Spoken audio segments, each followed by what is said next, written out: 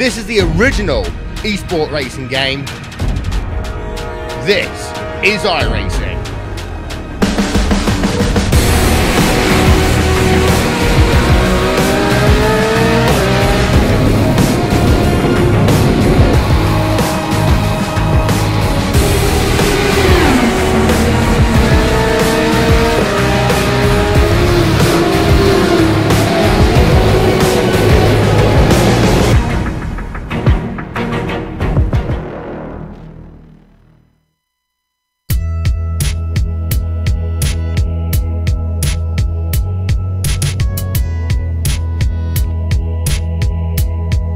It was 2063 years ago today. The demise of Julius Caesar changed the course of history. Today, on this Ides of March, this virtual iRacing universe finds itself in a similar situation, as some of the top MX-5 assassins, all with their own visions of grandeur, long to be asked "Et-tu Brute?" as they turn their weapons toward their current ruler, defending champion Robert Hartley. Fans await to see if Hartley returns to defend his crown, or if the satisfaction of a title won allows this champion, like Caesar in the arms of Cleopatra, to enjoy a been-there-done-that hiatus. So let the next campaign begin. From Watkins, Glen, it's time for the Advanced Mazda Cup 2019 Spring Season Opener, and you can see all the simulated MX-5 action from green flag to victory donuts live as it happens right here on the Global Sim Racing channel via the iRacing eSport Network. Hello everyone and welcome. The hardest working man in sim race broadcasting, Joe Peak, joins yours truly, Phil Soupson, to bring you our Word's Eye view. Sean Crackers Ambrose has director duties, armed with cameras, locked and loaded by Dougie Beard. Okay, whenever the schedule of any series takes me to Watkins Glen, the first question I ask is, what configuration? Boot or no boot? Inner loop or no inner loop? Joe, what's today's layout? Today's layout is the boot layout. It's what modern sports cars run here, with the inner loop added to the backstretch and the extra mile tacked on towards the latter part of the lap. That makes this the longest version you can run at 3.5 miles. That's roughly 5.5 kilometers for European viewers. What makes this track so distinctive, though, is that there's a mere 12 turns throughout the lap, and very few of them are heavy braking zones. Because of that, you can expect most passes to be draft passes. The name of the game will be holding on for much of the lap and waiting for the run up the S's onto the backstretch to try and slingshot by. In these MX-5s, this Formula 1 circuit becomes more of a Talladega-esque affair. But to really show you what I mean about the consistent high speeds throughout this track, it's best to hop on board with the GSRC lap guide.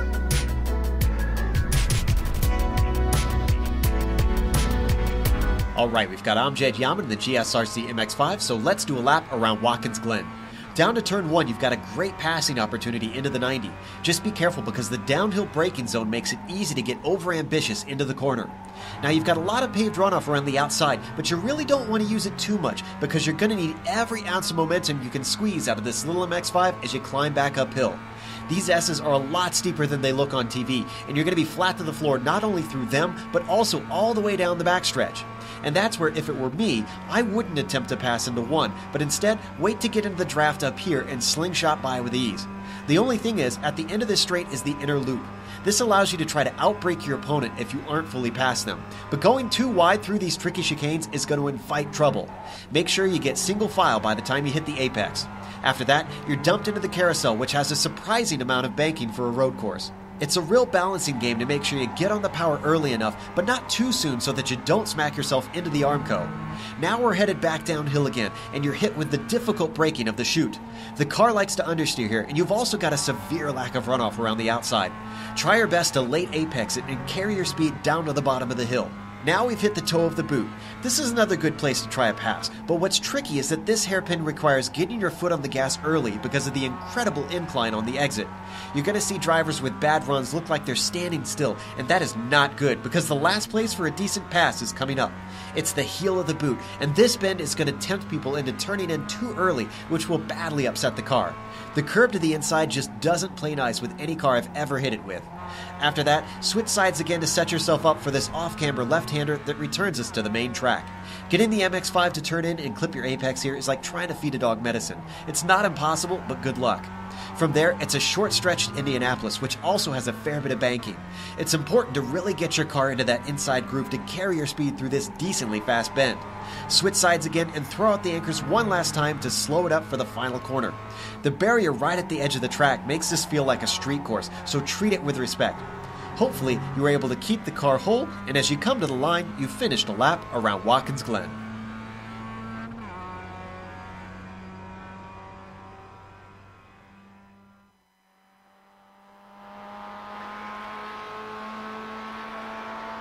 My partner Joe Peak taking us a lap around Watkins Glen. All right, this being the opening round of the new season, we get an opportunity to go and look at how last season wrapped up. That would be the winter season. You can see right there, Robert Hartley picked up 4 wins over the 12 race schedule, and he was able to get the win comfortably, 143 points ahead of the only other race winner on the top 5. That would be Mike Dam. Gene Fittis, David Pahn, and Jordy Fike sneaking his way onto the graphic there at the very end, round out the overlay. There were lots of winners. I think we had 7 different ones, so hopefully we'll have that kind of season again. We'll see how it plays out, and we'll see if Robert Hartley comes back to defend his crown. Joe, let's talk a little bit about the details. Absolutely. This is the season opener, fresh, clean slate for all these drivers. And these are short races in this series if you're new to this. Only 25 minutes, very much like what you'd see in sort of an SCCA club race with these MX-5s. The setups in the car are open, but they do have an incident cap in these cars, which basically means if you're not used to iRacing, if they have an off track, if they run into another car or spin or things like that, they collect incident points. When they get 17 of those, they are disqualified right then and there. We have seen it come into play a couple times in this series, but it's not very often with how short the races are. For the points, they actually use the official iRacing points in this series, so we won't know exactly what they're going to earn until after all is said and done. And Bill, with this being a C license level race, they have no spare car to back them up. Oh, we love that rule. That's the way it should be. They're putting in their qualifying times right now. Quickly, before they start to roll in, let's quickly look at the weather. Joe, see how that's going to play out today. What's it like in New York? Absolutely. Well, it is relatively hot here from March, especially on the track. It's not too bad air temperature-wise, 88 degrees, a little steamy, but look at that track temperature, 112. They're going to be slipping and sliding, which really honestly means that a few of these corners, they've really got to float the cars and kind of dance them through because they can't jerk the car around too hard. There is a little bit of wind, 11 miles per hour, shouldn't affect things too badly, and it doesn't look like it's shifting that much, so it should be relatively doable. The main thing is just watching out for your tires and how much grip you have out there.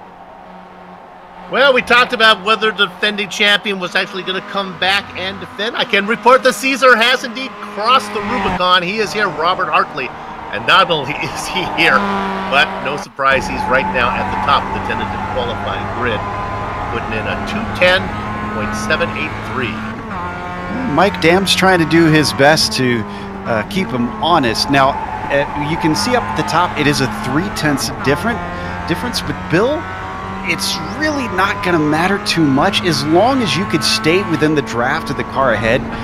Some of the drivers were even telling us that they expect it just to be a train all the way back to the last car, and it'll all be down to who loses that draft at certain points. Considering we got a pretty large field, I do think they're going to spread out, but I would estimate we'll probably see as many as 10 cars up in that top train as long as nobody breaks it up with an incident. This being an official iRacing series, we always get a few new drivers coming in to spice things up a little. Like, take a look at the number 14 car, Marcello Eusebio. He's sitting 3rd right now. Yeah, clearly a fast driver coming in. Yep. He is a Club Brazil, or excuse me, no, Iberia. So he's up a little bit late tonight trying to compete with these guys. We'll see how he fares. They're running out of time, though. These are long laps. You can see we've got some drivers who've yet to get a time in, actually. We have 18 drivers in so far. Looks like our field is about 22 cars as we had to split it up in two. 44 tried to sign up, split it up into groups of 2. Here's one that's going to make a difference. I see Sonny Cancian does not have a lap in yet, and that's not because he had an off. He hasn't put any lap in. So he must have gotten a late start, and he's got to hustle here. I think he can make it to the checkered flag, Bill, but he's really got to hope that he doesn't have an off track. He's working his way. He's out of the boot right now, coming into one of the toughest corners for me, corner number 9, this left-hander. Yeah, the left and a right-hander then to the start-finish. Go ahead. Yeah, the main reason that left-hander is so tough, and I agree with you, it's the hardest turn on the track.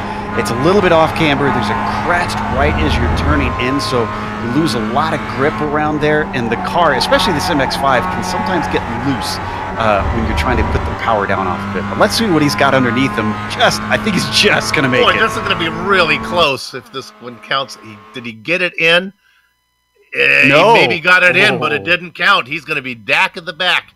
So that's going to be fun to watch. All right, with qualifying in and a standing start, let's go ahead and give you the starting order right now. The front row is Robert Hartley and Mike Dam. Newcomer, Ioannis Moumoulidis is going to be inside of Marcello Esposito. The third row is going to be David Paton and George Fike. Spots 7 and 8 go to Travis Wallace and Alex Albert. Jeff Tyler and Nick Hardy behind them. Joe? Alex Crawford will be starting in 11th. Adam McLeod will be next to him in 12th. Then the next row has Justin Hall on the inside, Jake Johansson on the outside in 14th. Rui Coimbra in 15th position, Caden Bean in 16th. Damian Roux will start P17 and Greg Savoy in 18th. Then, as you mentioned, Sonny Cancian, first car without a lap time, starting 19th. Luis Gonzaga Fijo, 20th, and only 2 other cars left, Lucas Loyarte and Andre Ascioli, starting 21st and 22nd today. If it was a normal length race, I would say don't count Sonny Cancian out, but that's a long way to go in only 25 minutes. He'll have his work cut out for him.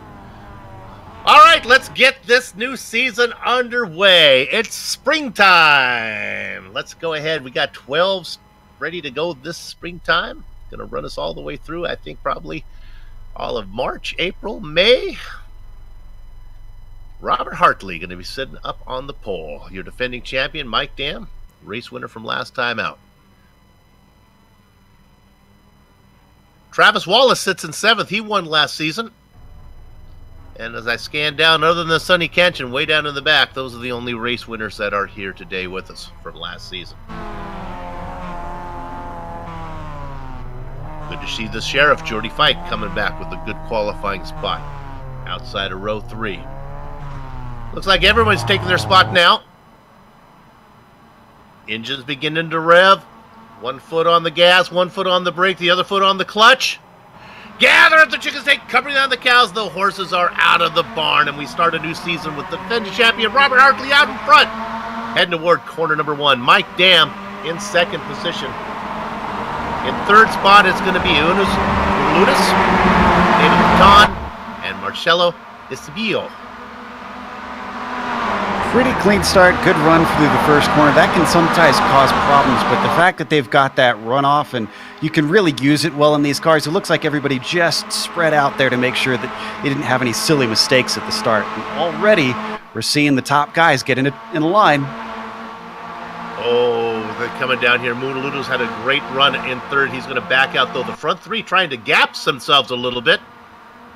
Eusebio back in 4th position, being challenged by Paton. The back half of your top 10, Travis Wallace, Jordy Fike, Jeff Tyler, Alex Albert, and Alex Crawford.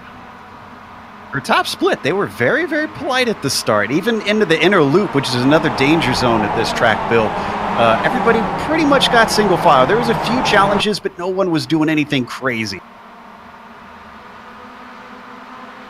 They work their way down into the toe now. It is still the top 10 running in the same order that we talked about. Making a little bit of a move back there, Adam McLeod.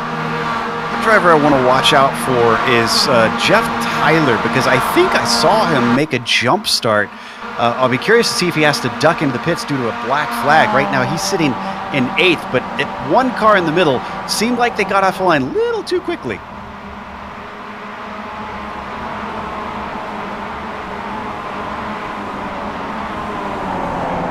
Back up front where we'll watch Hartley, Dam, and Moumoulidis continue to race safely. Boy, I didn't see a single incident on that first lap. I might have missed one, but I think they were clean. Like I said, I'm really surprised at how polite it is, because usually when you get top split, drivers tend to be a little bit more aggressive, but I guess everybody kind of knows the deal at tracks like this, especially guys who race in things like the MWT, where they understand it's not necessarily smart to try and throw the race away. You're going to get opportunities with the draft right here, coming out of the 90, up the hill. Watch them all come back together now.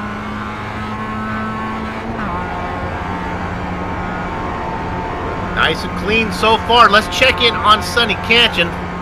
He's up to 13th spot. He's made up only 5 spots. Right now he's behind Rui Coimbra, the number 17 car, down the backstretch, already looking inside. He's probably going to try and outbrake him, but there's surprisingly little braking into this corner, and still Rui is going to let him through.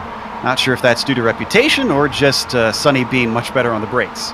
Next on his hit list, Adam McLeod, who has about a half-second lead. Oh, and did Dam take away the lead from Hartley? Yeah, while we were watching Sonny Cantion, it was Mike Dam made the move. And it was right down, he did it on the outside going into the bus stop. Actually got it done before he got there. Let's go ahead and take a look at it again, because it's a pass for the lead. It was nicely done. He got there yeah, go ahead. Yeah, I was going to say, this might be a good example of what I was talking about, where drivers, it's not really worth fighting. So here's, all right. So he's got the run. He's looking to the inside. Oh, looking to the outside. And just pulls over, lets him through, and slots back into line. This is a move that I expect to see a lot in these 12 laps. So Dam is our leader now.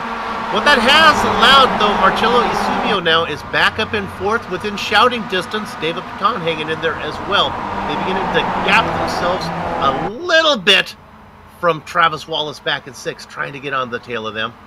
He's about a second back, which actually does give you a little bit of the draft. Now, it's not going to be super effective. He's really going to have to hustle in the rest of the track, because if he starts to get farther behind, at that point, he'll probably lose this train. Right on board with Marcello. See a little action going on in front of him there. A little bit of shuffling around, but I mostly think it's just positioning the car. You're going to see Hartley down to the inside, doing the exact same move that happened to him. Except, it looks like Dam's going to go back to 3rd. Mubaludis comes through now, moves up into 2nd position. Dam drops back into 3rd. This is a boon for Marcello as well as Paton. Both of them are now right up with them. Let's go to 11th position, car number 2. This is Sonny Cantion. He's on the move. He's got Colford in front of him. I think he's going to get him pretty soon. He may get a 2 for here as he works on Jeff Tyler.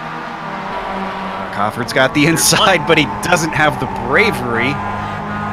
Question is, can Sonny get the power down soon enough off this corner? The track kind of falls away from you on the outside of the chute, and he's managed to do it. You can see it wasn't really a slam dunk. He had to really fight around the outside. So he gets that done. He'll get Tyler here pretty soon. Going to jump you down a little bit. Let's go up to 7th position. Talk about Jordy Fike ahead of Alex Albert. Yeah, Jordy is another one that's really in kind of a danger zone. He's starting to lose Travis Wallace, who we mentioned is kind of in a no man's land. Jordy's got to start getting up to the back of him soon here if he wants a chance to fight for the win in this race, which might sound weird coming from 7th place, but as we've seen, a lot can change around over the course of this race just due to that draft. When I say Talladega, I really mean it's like Talladega for these cars.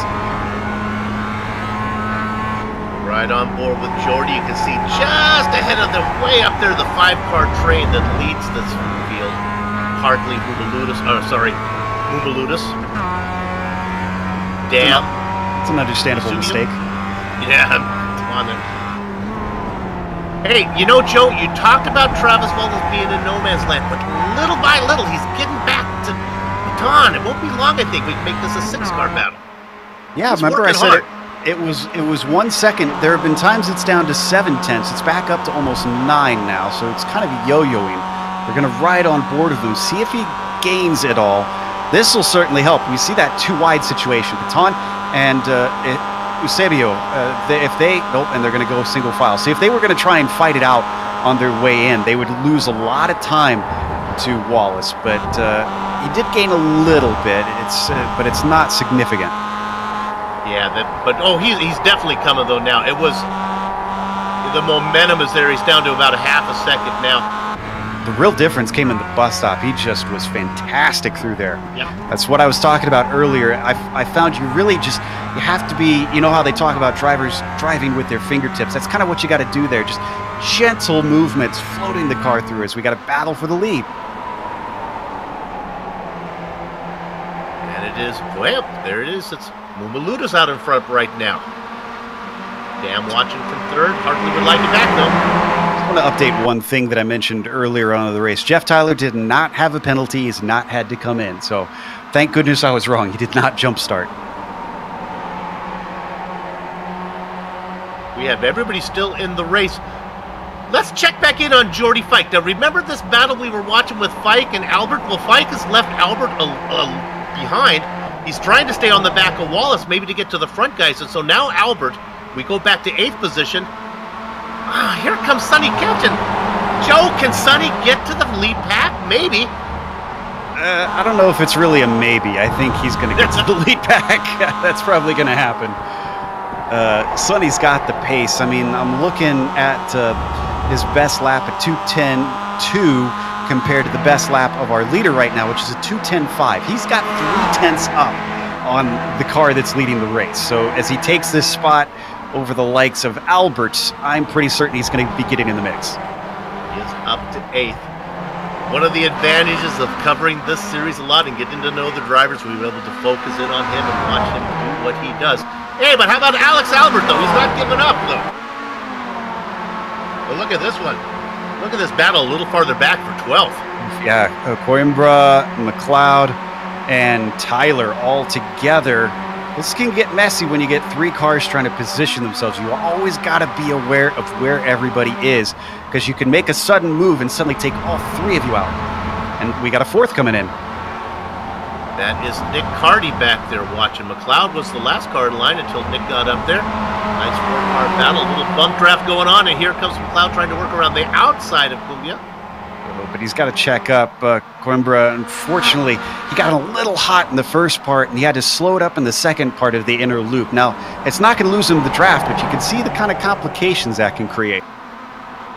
I think we got Hartley back up at the front now. Let's jump back in up front. Hartley up in front. Dam. Mubalutis, who was the leader, is now back to 3rd position. Yeah, back at 4th, though, here, or 5th position. Baton and Wallace in a little bit of a battle. Yeah, they got to be careful about how much they battle, though. You got to stay with this top 4 group. It's fighting all those racer instincts. It's just playing patient, waiting for the time that is really best for you to try and go on the attack. Now, you do want to try and position yourself. You can obviously overtake 1st or 2nd with a good draft. 3rd is going to be a much harder ask. So eventually you do got to start to climb. But we've got 14 minutes. We're not even halfway through this race. So I'm pretty sure these drivers are thinking long term. I wonder if... That was Wallace into the wall, I'm pretty sure, on the final corner. We're going to look at this one more time. On board with Wallace right in front of Jordy Fike. Go, Joe.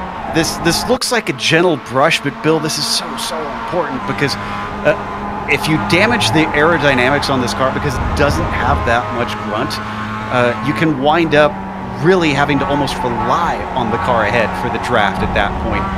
You can't go past them because you're going to be slower in a straight line, and he definitely hit the wall as we saw on board in that replay. We come back, and boy, look at them coming at you there. They were kind of weaving at the straightaway coming down. They all get back into line right now. Joe, I almost wonder, if I didn't know better, I almost wonder if they didn't get together and say, you know, Canchin is coming. Let's put the pole sitter out in front and see if we can keep some distance from the Australian driver. Who is that just got a cut course in the inner loop, though? Looks like Rui Coimbra, once again, just...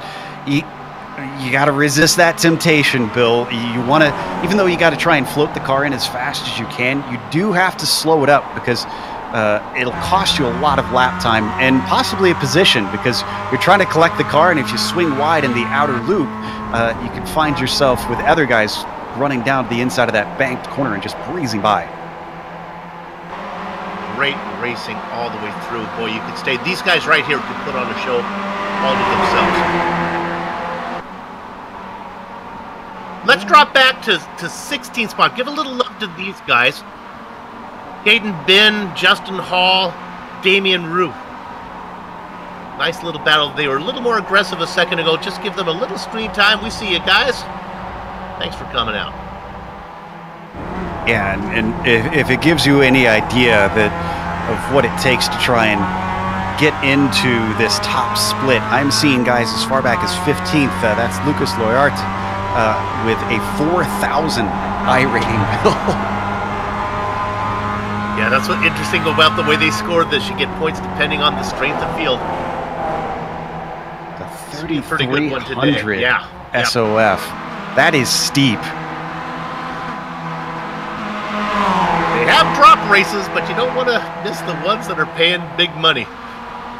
All right. Hartley, your pole sitter, up in front. Mike Dam behind him. I was watching Dam a little while ago. He got up behind Hartley and decided not to go around him, but gave him a little bit of a push. This time, I think he's going to go for the move.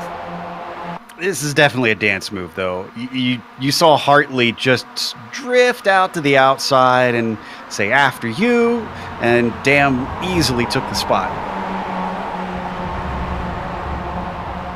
Some of them getting a little bit greedy with that grass on the exit of the inner loop, though.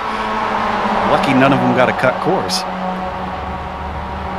And Joe, as so often happens when a driver comes through the field like Canton, it looks so easy early on, but then you start to get up where the pace is a little tougher. Things start to slow down a bit. He's back there working in 8th position right now. Yeah, he's really pedaling it. He's not reeling him in too fast, but he has caught Jordy Fike, and this could be important because Fike's almost like a stepping stone for him. He uses the draft to get past him, and then he's got a nice little draft from the next car up. If Jordy was a little bit farther away, or if Jordy just wasn't there, he'd be pushing a lot harder to try and catch these guys. But the draft just makes it so much easier to gain lap time. It is that 5 cars that have been up in front the whole time, and then Travis Wallace, who's been doing his very best to get there, put it off the wall a little bit, but he's almost got to the front 5. And then you got Fike and Ketchum. He's still trailing Dam. It is Dam, Hartley, Ludus, Eusebio, who's been back there watching. Eusebio's been watching the whole thing the whole time, and then back in 5th, David Patton, a veteran. Oof, I'm surprised Dam is not losing the lead here because he came in very hot on that final corner. I'm surprised he didn't have to do a big checkup. Let's go back to 7th real quick. Jordy Fike gets overtaken by Canton.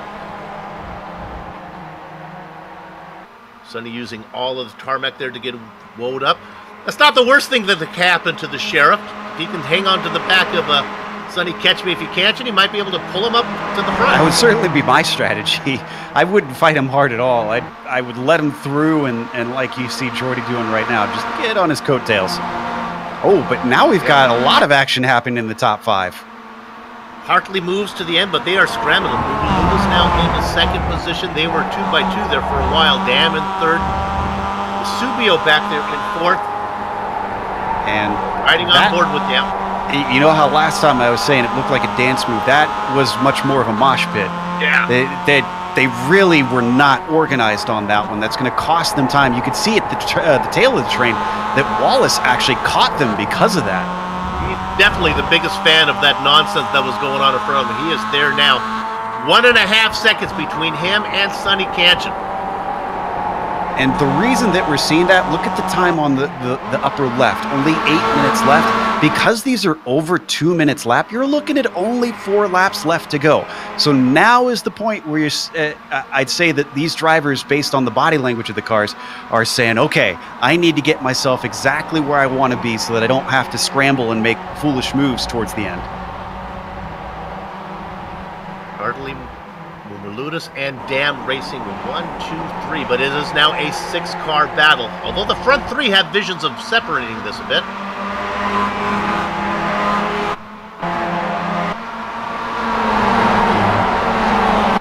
Looking back at this, 3 cars now in a battle for 4th position. The guys are hoping to hang on to the front 3. Subio, Baton, and Wallace.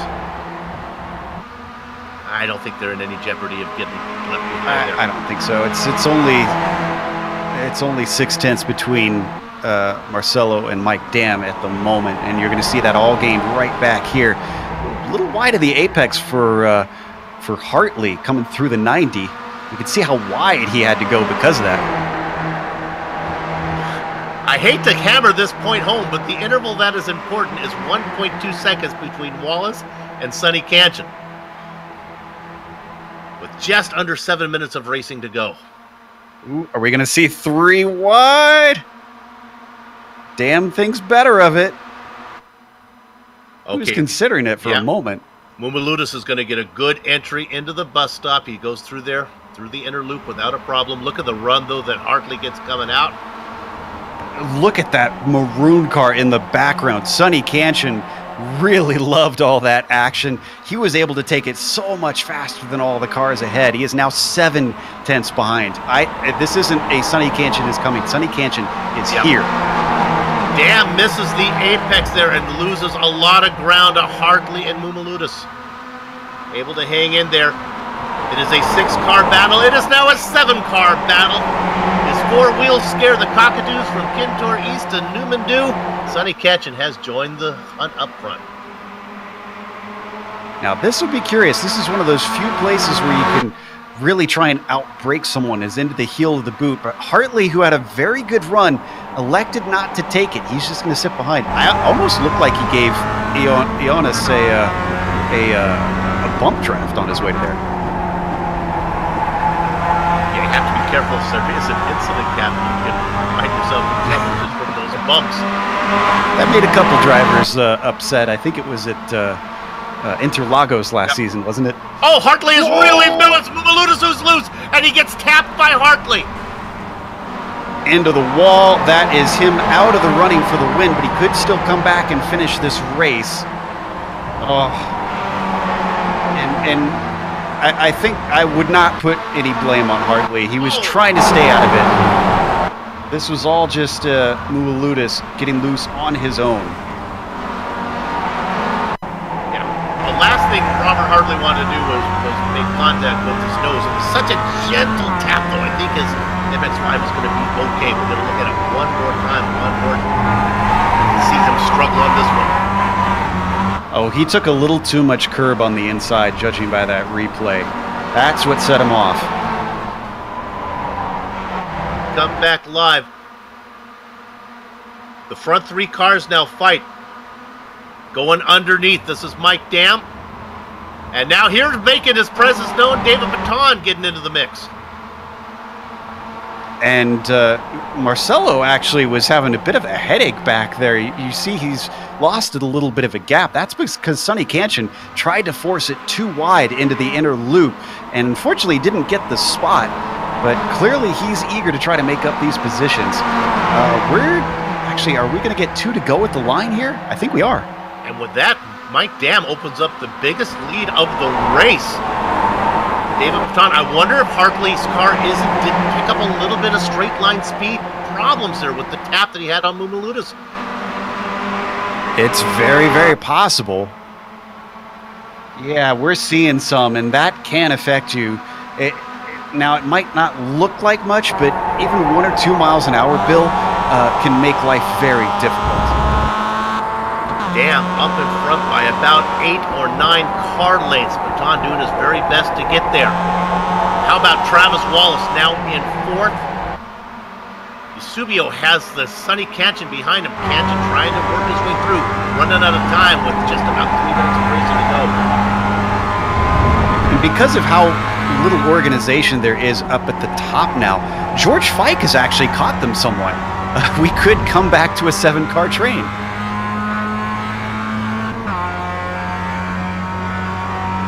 Now, I've been noticing something throughout this race, and it's nothing new, honestly. Sonny Canshin's connection has not been the best. This is not the sort of track that you want that because of how close the racing has to be. That's not going to make it fun for the other drivers around him if it comes down to some really door-banging battling in the final lap. Might also be a reason for his problem late to the qualifying. We've had one driver that has had a Jeff Tyler got together, made contact with Lucas Loyarte. Yeah. Ooh, it was a hard hit too.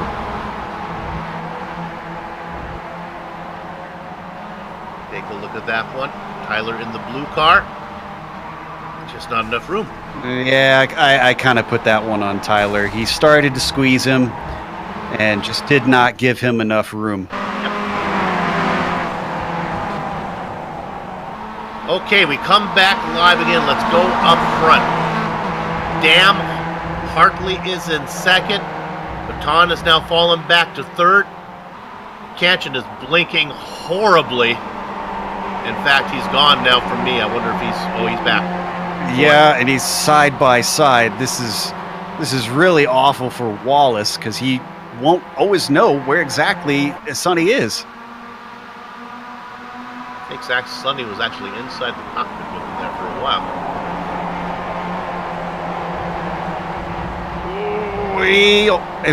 Yeah, he should have made some netcode contact with him there from what I saw on my screen, but did not. I don't blame Sonny for trying to get positions here, but when you've got a bad connection, and I hope people have been trying to tell him that, it's usually not considerate to try and race other people that hard. Yeah, I'd like to tell you where he is right now, but on my screen he's gone. Whoop, he's back, he's gone. So we'll keep an eye on that. But up front, we're going to focus our attention. I don't think Cantion is going to be an issue. It's going to be Dam and Hartley now. Let's see what type of straight line speed Hartley has. We are on the white flag, the final lap. I kind of wonder about Paton. I wonder if he's a dark horse here. He's just playing possum the whole race and waiting for the right time. The fact that he's now up with these top 3 and sitting in a decent position, I think he could spoil the fun. Here comes Hartley, going to make the move. He's got the momentum. He's going to get that done before they get to the inner loop. We've seen that pass before. Now let's see what type of drive they get off of here, Joe. Looks pretty good from everybody. And one of the drivers who was talking to me said that that's the move you want to make, and then from there you should be able to defend. But I'm curious to see if Mike Dam is going to feel the same way, or if he's going to try and get back by Hartley.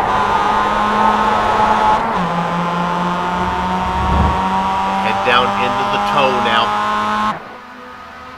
The 180 degrees right-hander. Hartley handles it really well. Dam right behind. Boy, I don't know if there's going to be enough passing opportunities here. You might want to make it down into the heel. But Dam doesn't have anything for him. No, he is not nearly close enough. Hartley knows it. That's why you saw him go back to the racing line even after a defensive move. So it's going to be incredibly tough for Mike to do anything from here on out. None of these last 3 corners have hardly any braking. In fact, you don't brake at all in the penultimate turn. Final corner coming up right now here in just a minute. They go through the left-hander. One more after this one as they head to corner number 11. Dam about a car length back. Needs a good drive off of here. Start-finish line comes about halfway down the straightaway. I don't think Dam's going to get there. He's going to be lucky if he can hold off Baton for second. Give the win to Robert Hartley, your defending champion. Mike Dam gets second. David Baton, the final podium spot. Wallace barely beat Cantion But Sonny, how about this? Credit to him. From 19th on the grid to 6th. That's a pretty good climb. Let's go to 14th. This is Caden Bin trying to hold off Andre Asioli. Asioli is not long enough straight. Paul behind him. Rue Savoy. All right, the racing is over here at Watkins Glen. What a great show it was, but our broadcast is far from enough. We'll take a short break. We'll come back to run down the entire finishing order, talk to some of the drivers before we put a lock on the gate package.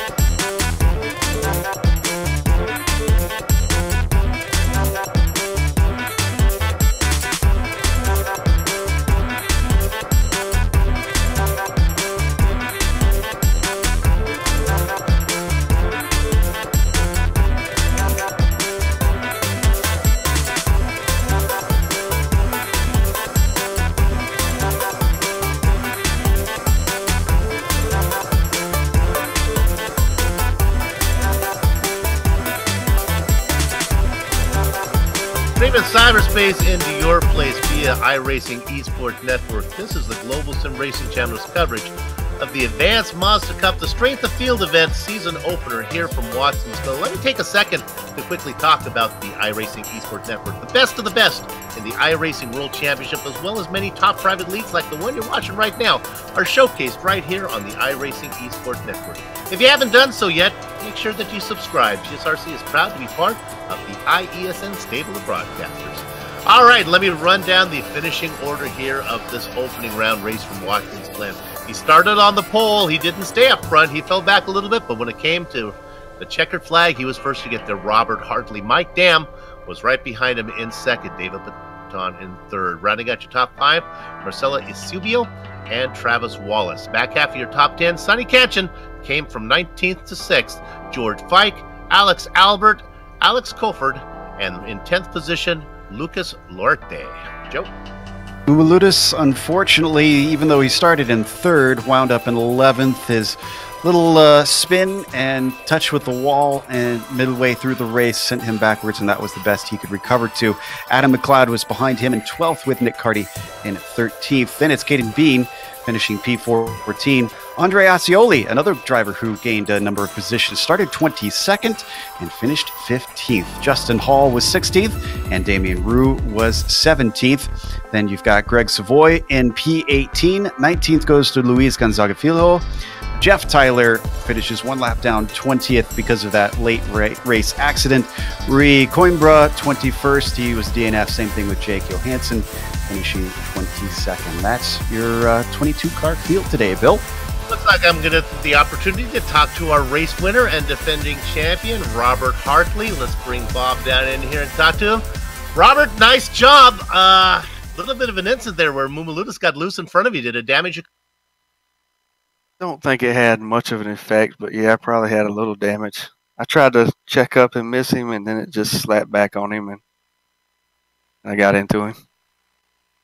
Okay, well, you picked right up where you left off last season, but you had to work on this one. They were around you all the time. What was your strategy? Joe was talking. He thought maybe leading out of the inner loop was the way to go. Is that what you were thinking? Yeah, that's definitely the strategy. You just got to race hard up front and put yourself in position to stay in the top 1, 2, or 3 spots, and just hope it works out for you. And tonight it did. There was some swapping going on up front, a little bit of dancing, then there was a little bit of racing. Is that how you took it? There were some passes that were just kind of you go next, but other ones you had to defend? Yeah, exactly. I mean, if you go too wide through the bus stop, you're just going to slow both of you down. So it's better just to let somebody go and then try to race them the next lap up the hill. All right, well, you picked right up where you left off last season. Got some new names in here and some that are missing, so it's going to be a hard back-to-back championship for you. Good luck the rest of the Thanks, guys. Robert Hartley, our race winner today and defending champion. Joe? Well, I've got our 5th place finisher and fellow Club Carolina driver, Travis Wallace, with us. Travis certainly had an interesting end of the race, but before we get to that, let's talk about the middle of the race, because you suddenly found yourself almost losing the tail of the top train. Were you at all worried when you started to see that gap of about 1 second, or did you feel confident that you could reel them in? Well, I don't know if y'all saw it or not. Probably missed it. It wasn't a big one. I tapped the wall coming out of the last corner, and I think We it got saw in my that. head. Yeah, that was when I started falling off. But I just had to calm myself down, get back in it, and try to catch up. Yeah, you definitely flirted with disaster there with that light brush. Now, let's talk about the end, where you had a hell of a battle with Sonny Cancian, but it looked like for much of the time you couldn't tell where he is. Oh yeah, my spotter was going crazy. Car right, car left, clear. I was just doing my best to try to stay in the middle, and I couldn't see him at all. He was a ghost. Still, you managed to come out with the top 5 and what was a nearly 3,400 SOF race. That's a pretty good haul of points. What does that say to you for the remainder of the season? Are you going to try and show up every week to compete for championship positions, or is this more of a just for fun thing for you? No, after last season, I surprised myself with how I ran and how well I ended up at the end of the season. So I'm definitely looking forward to this season. With it being broadcast, I'm sure there's going to be a lot of drivers better than me that's going to pop up this season, but we'll see what happens. Well, you made good at a track that allows even drivers who might lack pace to stay with the top group and potentially win with a nice top 5 here today. We hope to see you next week at Nürburgring. All right, thanks, guys. Bill? Okay, with that out of the way, I'm going to get a chance to talk with the man who was leading for a while, Ionis Mumuludis. Ionis, you have a copy? Yep, I copy loud and clear. Okay, let's start with the most important thing. Let's get the proper pronunciation of your last name. I'm going with Mumuludis. How did I do? Mumulidis. Mumulidis. Okay. Is that you have a Greek heritage That's there? Greek, Jay? yes. Okay, but you race out of Germany. Okay. Well, let's get to the race on the track right now. You were out in front. I thought you were gonna catch it there for a minute before it got away from I certainly felt like I was going to catch it. I had it in my hands, but then suddenly the tires started to slip, and I went towards the other way. I don't know if I could have caught it, but unfortunately I had a train behind me, and I really couldn't go anywhere. So I was on the unlucky receiving end of this. It's definitely hard to lead a race with all these cars behind you, and mistakes happen. I run a little bit too narrow on the inside curb, and my car just went. I don't want to get too personal, but what allows you to be up in the middle of the night on what would it be? I guess a Saturday morning in Germany. I love racing with these people. Obviously, there's a lot of fast people in here. Robert Hartley, Sonny Cancian, and it's just so lovely that it's worth to stay up. Well, man, we are happy to have you, and we hope that you invest in some coffee so that we can see you racing in some more before we got 11 more to go. Yep. I will definitely try my best. Jonas Mummaludas, who was leading for a while, had a chance at a podium, had to settle for a 10th position. We look forward to seeing you race again.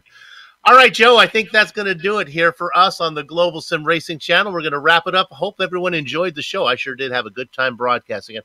Let's go ahead and thank the people that made this possible. Let's start with everybody in the Advanced Mazda Cup community, especially the Sheriff, Jordy Fike, for supporting this broadcast. On screen now are just some of the equipment and software used to string cyberspace into your place. The original music, well, that's courtesy of Eric Echolm and June Lalonde. The Advanced Mazda Cup returns in 1 week for round 2. That's going to be from the Grand Prix circuit at the ring. GSRC via IESN will be there to bring you all the action. Hey, next up for IESN for them, well, that's going to be GSRC's coverage of tomorrow's opening round of the Grand Prix Legends. My partner Joe Peak and Johan Vanderbilt scheduled to call the action there. And Joe, you won't have to travel far because that all takes place right here at the Glen. That broadcast goes live 9:30 Eastern Time. Sliding across your screen now are just some of the upcoming broadcasts, so check those out and mark them down on your calendar. If you want to know more about GSRC? GlobalSimRacingChannel.com, Twitter at GSR Channel, Facebook, Global Sim Racing Channel, and Instagram at GSRC_gram. If you haven't done so yet, become a YouTube subscriber by heading over to our YouTube page and hitting that big red button. Finally, on behalf of the entire crew, Joe, Sean, and Dougie, I'd like to thank all of you for watching, as it was defending champion Robert Hartley picking up the first win of the season here at the Glen. But that said, we're off to have fun storming the castle. So until next time, race clean, race hard, and we'll see you on the track.